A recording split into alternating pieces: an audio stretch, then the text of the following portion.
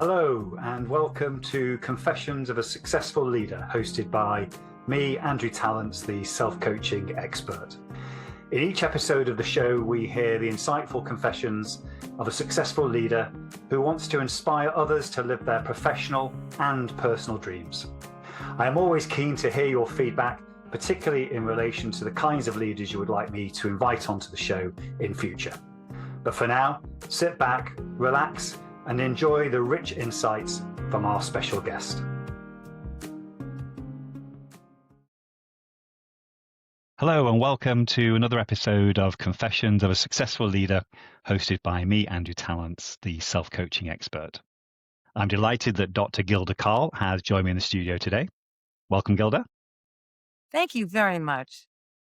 So our guests look forward to hearing a bit about you to start the show. So just tell the audience a little bit about who you are.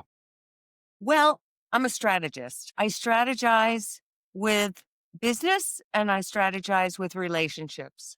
I follow the course of Sun Tzu, The Art of War, because he taught military and non-military leaders in how to win without fighting by simply communicating much better.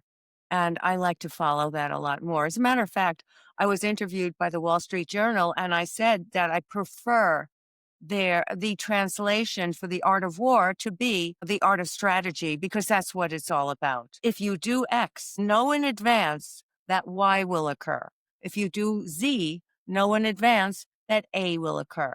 So you have to know this and plot things out before you go into whatever you're going into in any kind of leadership position.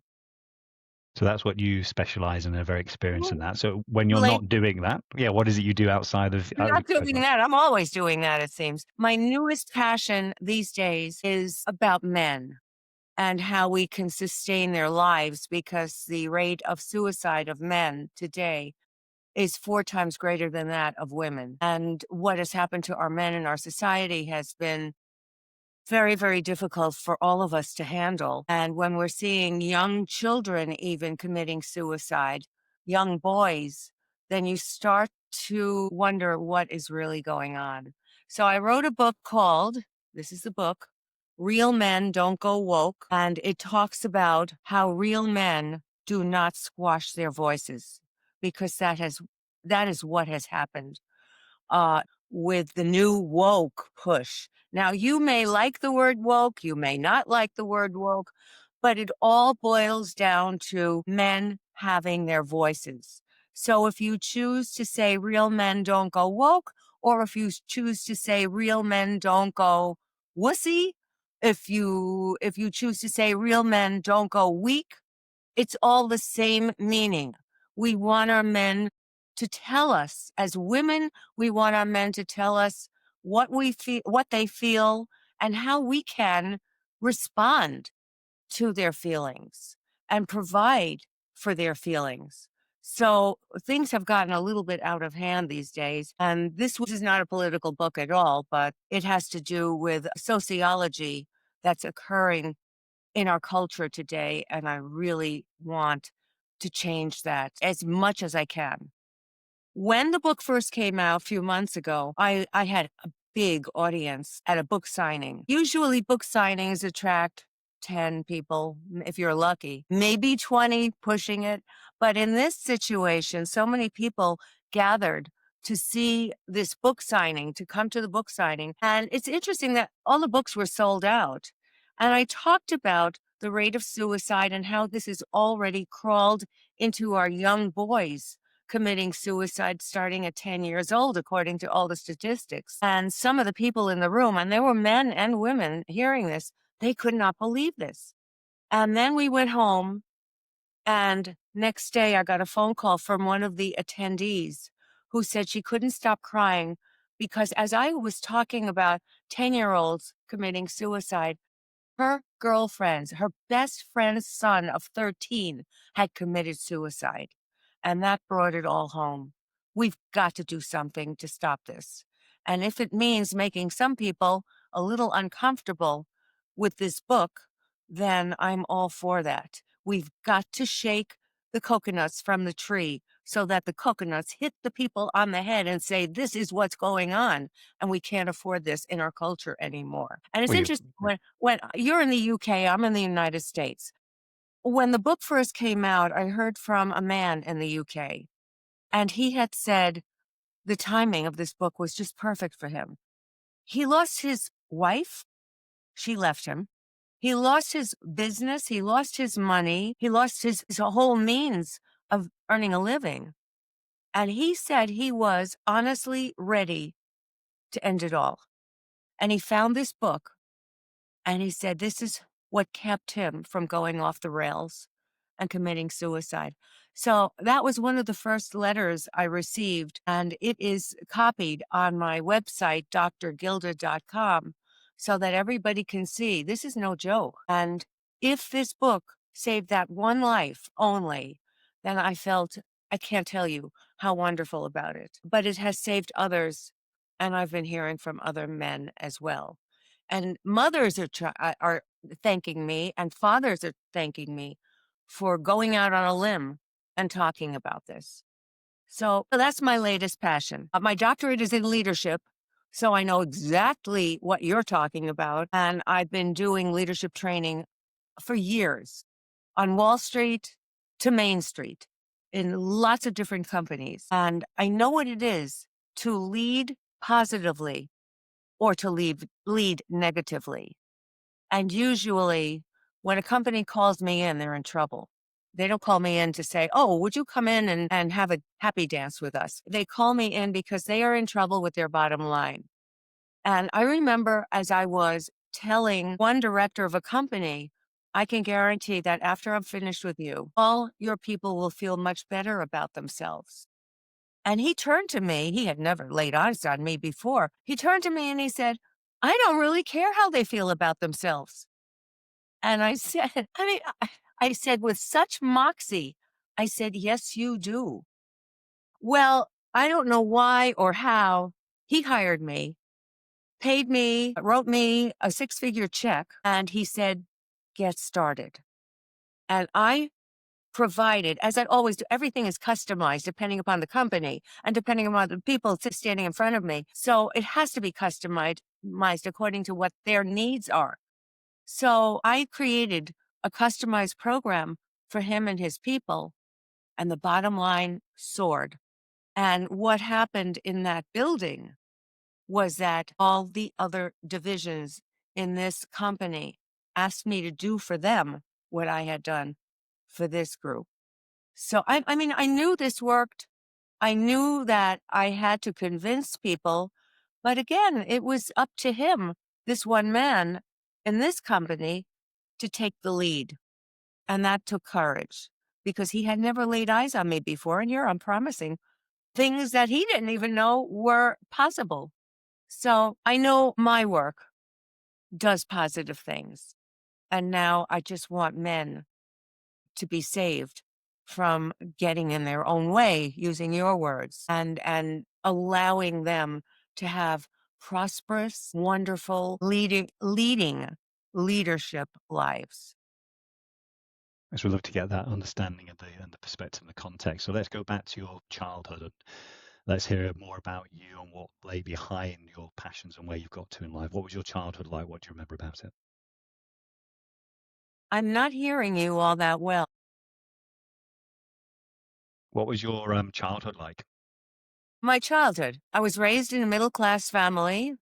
I had lots of instruction in dance and music, and that's where I spent my time.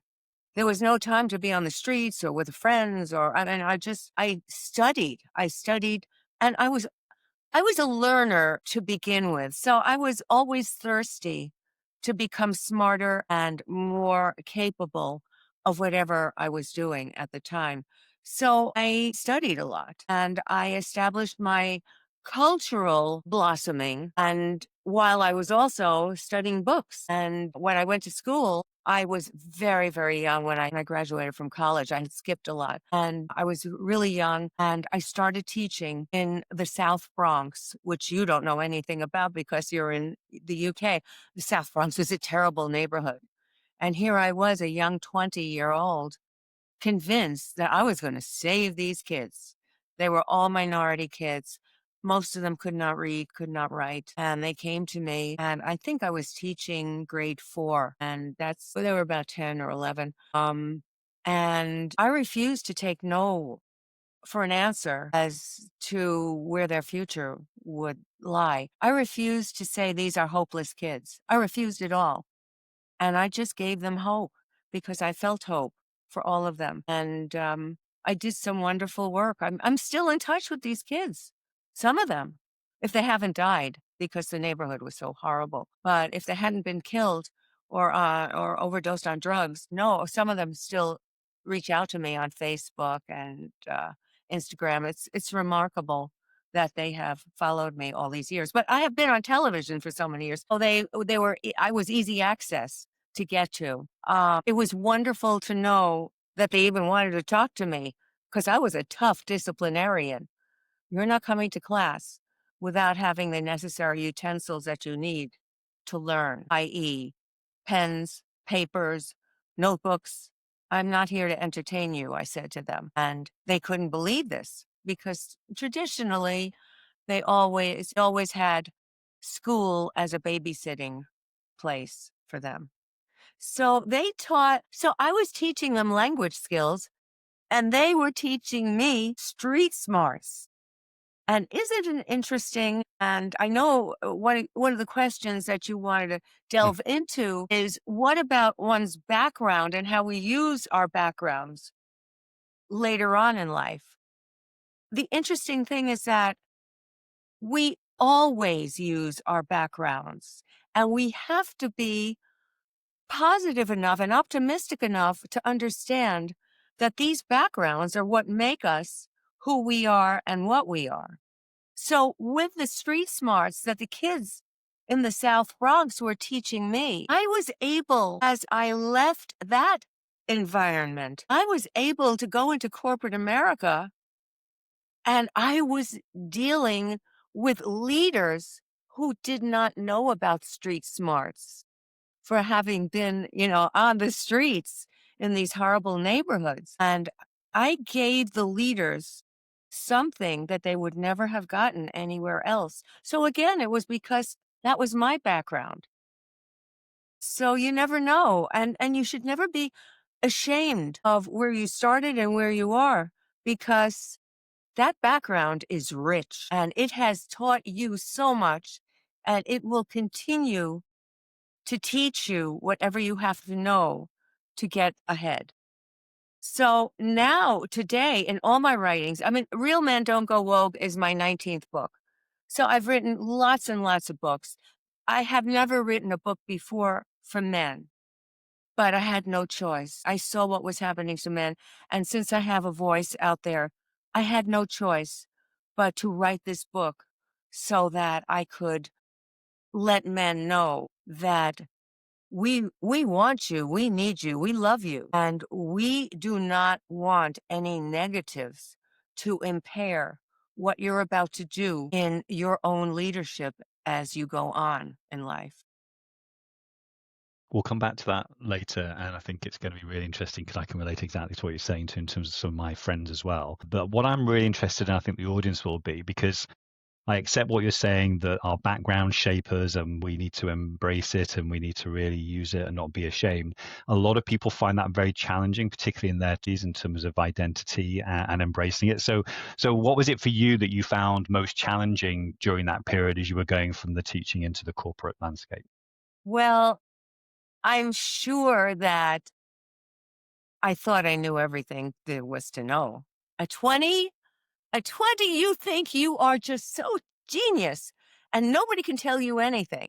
And I had a lot to learn, but that being so adamant that I was convinced that I could help people who never laid eyes on me before, that took a lot of guts. And teaching in the South Bronx took a lot of guts. I was the only white person around.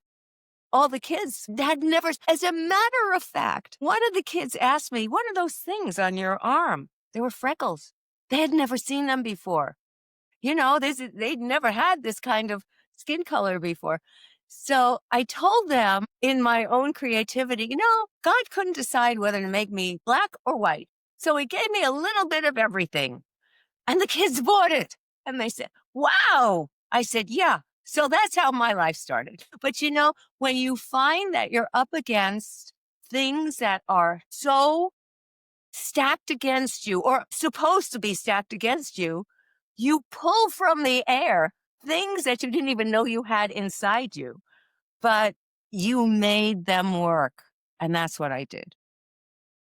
Let's move on to some of the challenges that other people face when they're living a life which is helping others. And you've already indicated to me that's so important to you. I think what's really important is that we look after ourselves first and put the oxygen mask on so we can be in service of even more people. So talk to us a little bit about the challenges you face during your life around that, because we have the ups and downs around serving self first. There are always ups and downs. You mentioned mask, and I don't like that word. It's a 4-letter word that I don't use at all, because my whole thing when I'm talking to presidents of companies, presidents of countries, and heads of households, my whole thing is to be transparent. And one of the things I talk about that has happened to men today is that they want to be right. They want to be correct. They don't want to be canceled. They don't want to be thrown into a situation where nobody's going to hear them. So what I tell them is that you have to get off that idea of people pleasing.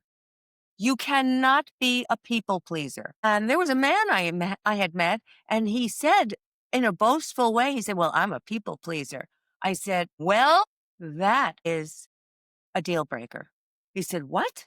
He thought that was a positive thing. I said, that's a deal breaker because you cannot tell people what you think they want to hear just because you think they want to hear it.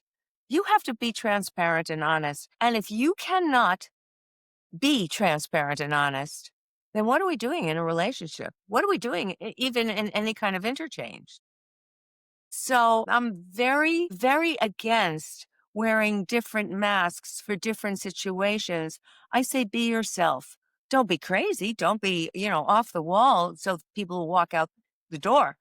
But be yourself, because nobody wants a phony who they can't trust. And trust is number one for everything that we do. What comes to mind in terms of what you've talked about so far, particularly in relation to men, is I'm sure the audience are listening to this, and many of them will look at the leaders around the world that are actually waging war or potentially waging war. And of course, most of them are men. And yet we obviously have what you talked about, where the rates of suicide in men are obviously even higher because they haven't been able to find their voice. So how do you convince people out there who want to be open-minded and curious, but see so many bad examples of male, I guess, power and authority? Well, since my PhD is in leadership, I studied leadership around the world. And the great leaders from the beginning of time to who our leaders are today, they are quixotic. They are different from you and me.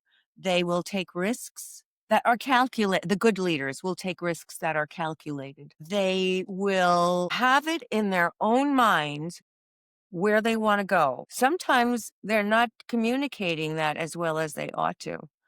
And sometimes they need help, because I've done a lot of training and coaching of leaders who are in those positions, and their need to communicate is greater when they are in the public eye than it is when they're just talking to their wives or children. So the communication aspect is absolutely imperative. And then again, it all has to do with being honest and straightforward and transparent about who you are. Absolutely mandatory. But many times leaders see this is my goal, and they forget what they have to do in order to get there. So that's where I come in as a strategist and as a coach. And it's worked wonderfully. I mean, the bottom lines in companies have gone up, and they keep calling me back. So I'm obviously doing successful things. And they feel as though, and apropos of that guy who I had met who said, I don't care about how they feel. And I said, yes, you do. because how you feel is how you're going to relate to other people. What you feel inside is how you're going to project your power. And we all have power, but many times we give it away. And unfortunately, what we have seen today is that men in particular have been willing to give away their power for the sake of what? Calm, peace, whatever. If it's not real, it can't work. When do you think you have benefited most from having a coach? You know, it's interesting. That's a really great question because you never really know when you're in it that you're benefiting at all, because your objective is them. Your objective is not you. And this is what I say when I'm training a public person to go on stage, to go in the media. I've been in the media for so many years myself, so I'm the perfect person to tell them the ups and downs and the ins and outs of what can occur. But it's anything about me. And I tell them, why are you nervous? And I ask them, why are you nervous? And they will tell me they're nervous. One CEO had a handkerchief that was sopping wet, perspiring. And I said, put that thing down. He said, but I need it. It's sopping wet for a reason. And I said, that is the first lesson that we're going to talk about. Number one, if you're worried about what they are thinking of you, then you're not concentrating on their needs. It is never about you. It is about them. That changed his whole attitude. And in a moment, I was able to grab him to where I needed to grab him. And I say to them, you're going on a stage, you're going to be interviewed by so-and-so and so-and-so, and that's a big interview. Do not prepare a presentation. This is a conversation. And that's the only thing that you must concentrate on. Your conversation and the interchange that's going on between him or her and you. And that's how we proceed.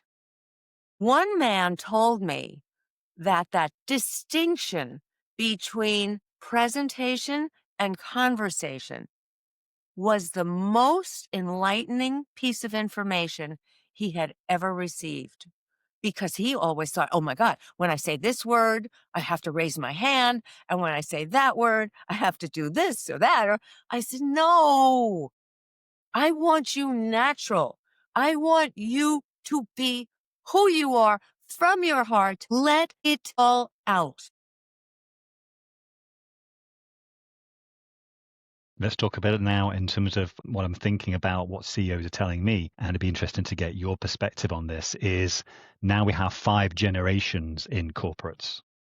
We obviously have the CEOs who are in their 50s and even 60s potentially, who sometimes are 70s. Yeah, 70s. And yet they're building slowly this resentment that the younger generations coming through don't want to do the hard yards necessarily that they did. Tell me your perspective, what you see in the deal companies you deal Well, with. there's been so much literature published about Gen Z and how lazy they are and how ill-equipped they are and how this and this and this and this they are. But the reality is that at one point or another, their parents cannot be with them all the time. And just yesterday, I saw on a news program that some Gen Z are taking their parents on interviews for jobs. Please. Now, if I'm the interviewer, I will say, Mrs. So-and-so, Mr. So-and-so, please wait outside. Because I want to talk to your child. I'm not interested in what you have to say. But a lot of the Gen Zs have not really had an opportunity to grow up and to understand what it is to sacrifice and to do without. I mean, everything is at their fingertips. I mean, just turn on the internet.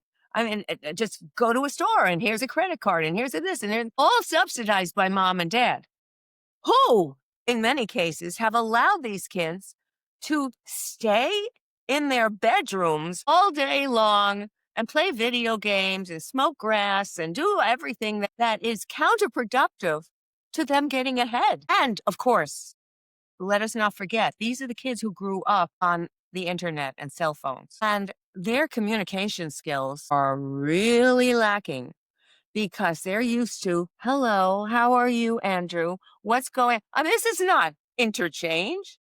And one of the things that I train the Gen Zs especially, but everybody today, because we are all inundated with our cell phones and all of our technology.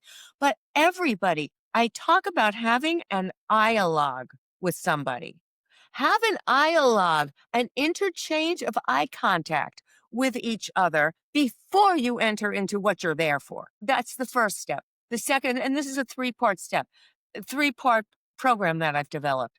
The second step is have a dialogue, having nothing to do with what you're there for. Talk about the weather and the traffic and the countryside and the moon and the stars. I don't care what you talk about, but don't talk about what you're there to talk about. And finally, when the person and you have already established rapport, and that's the magic word, then you start talking your monologue about why you're there and what you can do for them. We have gotten this all wrong on interviews everywhere. When you are meeting somebody, interchange with your eyes first. Dialogue is a dyad, two people. Dialogue, and then your monologue. But what has happened everywhere? Everywhere. And you and I are on LinkedIn together, and that's where we met. So before you know it, people on LinkedIn connect with you and they say, hey, I have a good program for you. I have a good product for you. I could do this for you. I could do that for you. And I'm going to show you no, I'm not interested in that. You establish a relationship first with me. And that's why I'm a relationship and business strategist, because the two go together and they must go together and they must be tapped. I agree. And what's really interesting, I talk to CEOs about this all the time, is that if AI continues at the pace it has been going, there is a scenario to say in the next few years that most organizations will have access to world-class systems and processes. So they'll all be the same. And the only thing we have left is the quality of relationships. Is us. Exactly. That's right. And the more robots you have around you, still, you will have to depend upon us having our interchange.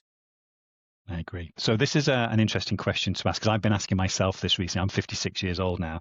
I've been doing this a long time, and I'm getting to a stage in my life where I'm being more curious and I'm working out what's challenging me the most. So what about you? At this stage in your career, you're very experienced, all the things you've done. What are you finding most challenging about what you do right now? I find it challenging when I say something and everything I write and say is based on data that I have investigated. PhDs are impossible. We're so curious. We want to know stuff and we want to have all the supporting data that will show us that this study said this and this study said that. So I'm really a pain in the neck for some of these people.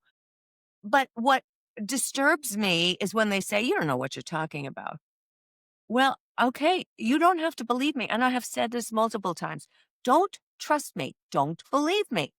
Go to my source and you do the research. I'm not making any of this stuff up. But those with closed minds are the greatest threat to themselves. Are you finding in your work, because I've got a view on this, that minds are much more closed as almost a first operating system than they used to be? People are less curious, do you think? Well, I think curiosity is something we all must have. I find that being closed to additional information, closed to things that they don't want to hear, closed to realities that they don't want to hear, it's a defense mechanism. So I immediately size them up as somebody who is closed down because of their own inadequacies, and I move on. Same here. Tell us about your legacy. when you are not here anymore, hopefully 30, 40 years from now, but when Well, you're not, what is the legacy you'd have left behind? well, I still have lots of books that I've written and people can go to. Nowadays, I have speeches on video. Nowadays, you have all my shorts all over the place on video, and people will be able to find out who was that crazy redhead? Who was it? What made her tick?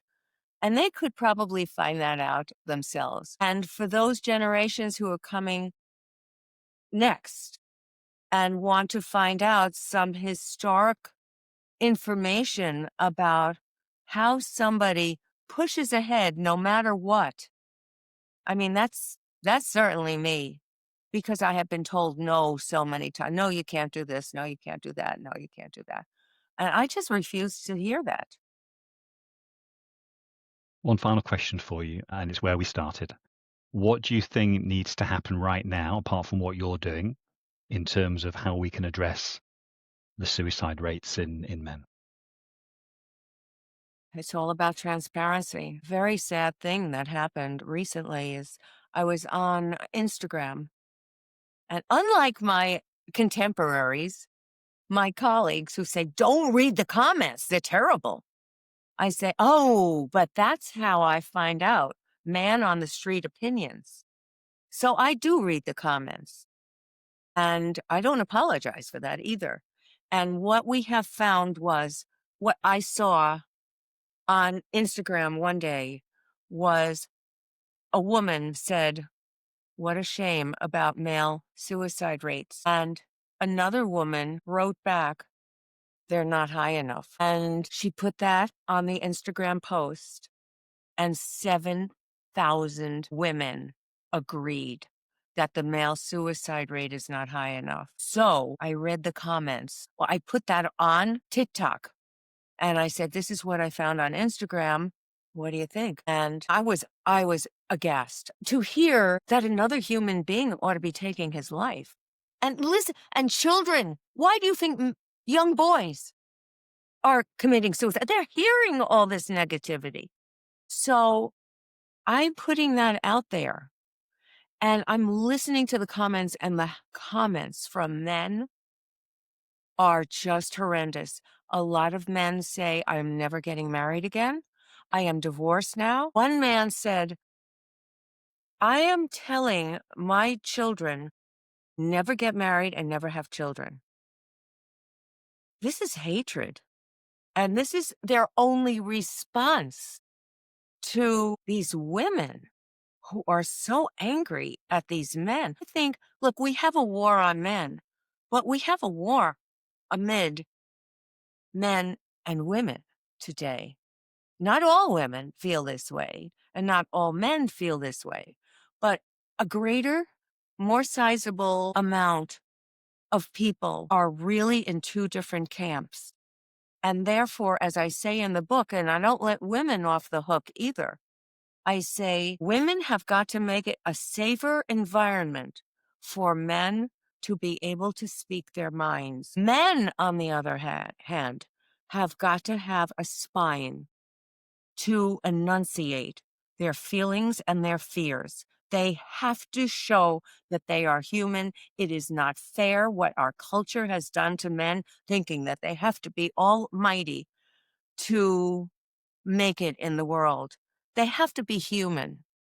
And if a guy is crying, it's okay at times. I said to a fighter pilot recently, I find you most attractive when you are most vulnerable. And he thought I was cursing him. I said, no, vulnerability is a strength. To be able to show, this is how I feel, and I'm feeling as though X, Y, and Z is happening to me. And when you said this, it hurt my feelings. I mean, that takes tremendous gumption. And for a man to be able to do that, it's only because the woman has allowed a safe space where he feels safe enough to express that. That is my dream for our culture and our future. Well, on that note, I just want to say thanks for being on the show today. You've made me really think, I'm sure the audience think about the suicide rates, where we are in society now, and also the work that you're doing around leadership. So thanks again for being on the show. My pleasure. Thank you so much. I hope you enjoyed this episode of Confessions of a Successful Leader.